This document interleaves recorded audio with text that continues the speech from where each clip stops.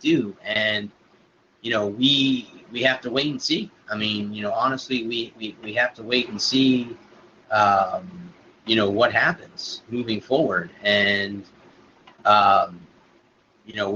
have to wait and see. I mean, plain and simple, how that's going to go. And, guys, as you can see behind me, this is my favorite team. Now, that is a Sports Illustrated calendar, by the way. But this is my favorite team sitting behind me. This was made by my brother-in-law. The Tampa Bay Lightning guys are by far, if you ever get the chance to meet me and come to my place, when you come in my room where I'm doing my podcast from, you will see that I'm a huge Lightning fan. And anybody that knows me, anybody that's close to me knows that I am a huge Lightning fan. Huge. And a lot of people are going to say, okay, so you gave the Rays an F. You gave the Bucks a D. So what are you giving the Lightning? After what happened, guys, last year, I know I'm beating a dead horse, and a lot of Lightning fans out there are going to tell me that I'm beating a dead horse. Guys, we got swept in the first round of the playoffs. We were the President's Trophy team. We won more games than anyone did last year. 64 total games. Got knocked out in the first round. The first round. And we got swept out of the first round, by the way. So, Jeff Finnick got on with a writer from The Athletic, another local paper here, actual national-wide paper. Joe Smith, he interviewed him. He's upset, guys. He's upset. And what I think about Stevie Y, well, I mean, that was coming. Adam, we knew that. That was coming. We knew he was going to go. When he left here, he wanted to be closer to Detroit. I think once he got to, he cleared, and now we have Julian Breezewell. I think it was just that time. It was just that time for him to return to Detroit, and I wish him the best of luck there. The Red Wings, what do they have? 20, correct me if I'm wrong, was it 25 years or 27 years they had where they went to the playoffs every year? So if I'm wrong, I'm wrong. I think it was 25. I don't know. It could be 27. I don't remember the exact streak for the Red Wings. If somebody can look that up for me on Facebook. Was it 25 or 27 times the Red Wings made it to the playoff streak? But in the latter part, the Lightning, I think this year is a make or break year for them as well. The reason that I say that is simple. If they don't make it to the Stanley Cup Finals, this team either has to be blown up or we have to fire John Cooper. And I know all the Lightning fans out there are going to say, you got to be crazy. You got to be crazy. How? 25. Thank you, Adam. You got to be crazy to fire him. Guys, you don't get it. He's been to a Stanley Cup final. Yes, I know. We lost to the Blackhawks. I'm aware. He's a great coach. He's one of the winningest coaches in our franchise. But it seems to me that for some off-the-wall reason, is he like Tony Dungy? Is he the Tony Dungy of the NHL, guys? He gets the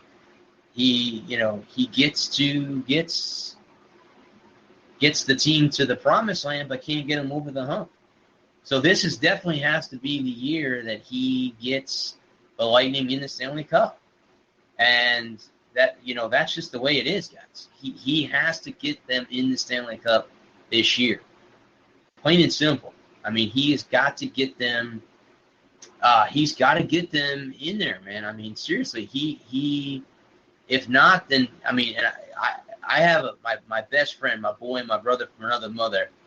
Will sit here and debate. We've debated this many times. He's a bigger hockey fan than I am, and John Terrell, yeah, he's the one that beat us, Adam. He's the one that beat us. Just remember that. He's the one that beat us.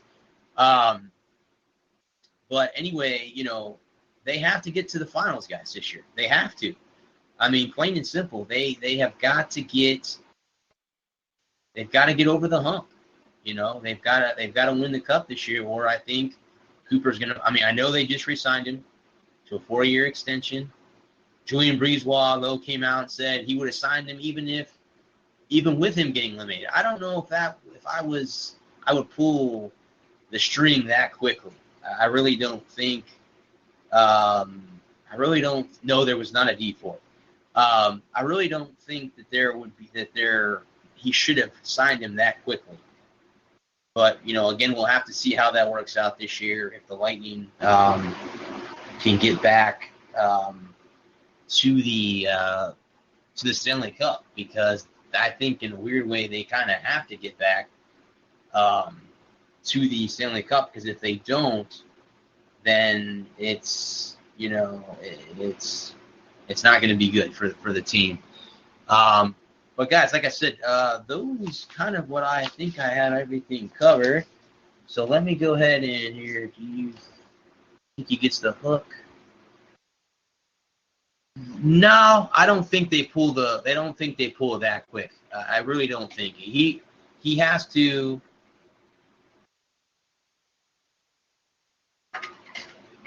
They're going to be near the top, I think, again this year. In all honesty, I just think that it comes down to when they get to the playoffs, can they continue on in the postseason is the thing that is can they get over the hump is the question that I have. Well, guys, that's my topic. So if you guys have any questions on Facebook Live, go ahead and hit me up with some, because I've gone through my topics. I didn't think I would. Oh, well, I'll get to that later on. Well, Pittsburgh has done it twice. Pittsburgh has done it twice. So did St. Louis. Yeah, that's true. St. Louis did it well this year, and they won a Stanley Cup. So they pulled the cord real quick and changed coaches, and they went all the way to the. Can I ask you guys, how in the world, and again, I talked about this on my show 2 weeks ago, how in the world did Craig Berube not win Coach of the Year? I'm just curious, guys. Here's a guy that coached a last-place team in the month of January to the Stanley Cup Finals, and he did not win Coach of the Year. Interesting. That's very interesting. And I'm not taking anything away from the coaches, but magic. I'm not taking anything away from anybody, from the coach that won, and with the Islanders, and there's a guy who last year won the Stanley Cup, and Barry Trotz is the guy that I'm thinking of. Won the Stanley Cup and got fired from Washington. And, after he won the Cup, and, he got fired, went to the Islanders, and I thought it would be interesting if the Islanders ended up playing the Capitals in the second round. Yeah, well, Columbus is a good team, Adam. I would have to, they are a good hockey team. Trotz is a kind of different player. Do you know why he got fired? I believe the reason that Trotz got fired in Washington, I think, is him and the GM didn't see eye to eye, and I just can't see how that doesn't happen when you win a Stanley Cup. I mean, a lot of people will tell you that that's the most prestigious trophy in of all sports. So how in the world do how does that not, how does that not work out? How does that not keep your job? I could see if your team, lost half their, if they were, dead last and, something like that. But to win the Stanley Cup, which is one of the toughest trophies to win, but you get fired. That's just weird to me. I don't know how to understand how that happened. Adam, I have a question for you. How do you think Michigan's going to do this year in football, college football?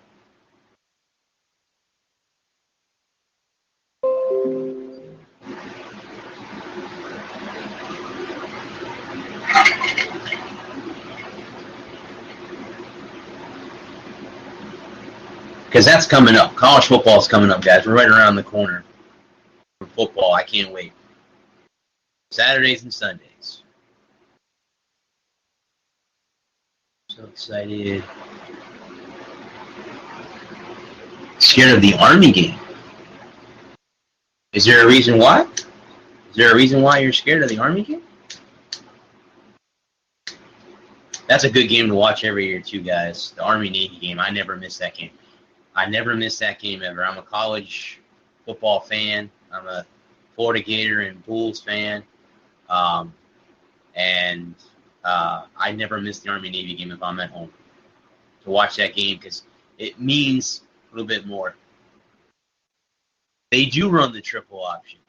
Yes, they do. But I don't know if you guys, Adam, I don't know if you know this or not, but Georgia Tech got away from that. I got to see them last year against USF. That was one of the best games I saw a year ago.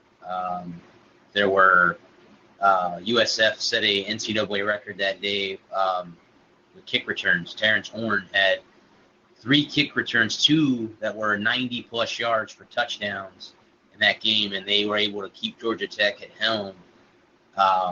So, yeah, it was interesting. Well, you know what? Jim Harbaugh's on the hot seat this year. You can't tell me he ain't on the hot seat. You got to beat Ohio State. You got to beat Michigan State. Those are the 2 teams he has had struggles against. He's got to be able to beat them this year.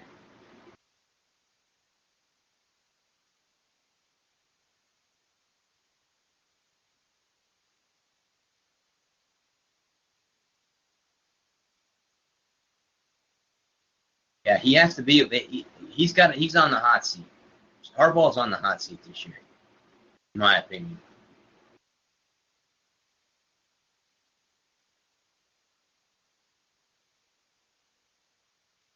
And do me a favor, please beat them this year. Please beat Ohio State this year.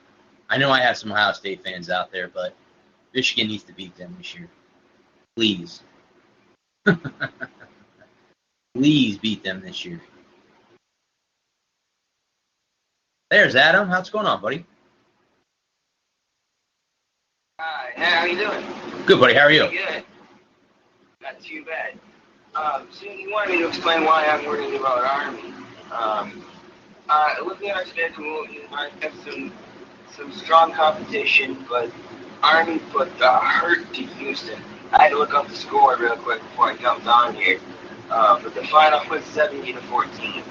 And running that triple option, Michigan has a real hard time with running quarterbacks, and it drives me absolutely insane. Being obviously this is my profile picture, go blue all day. And so I was watching the.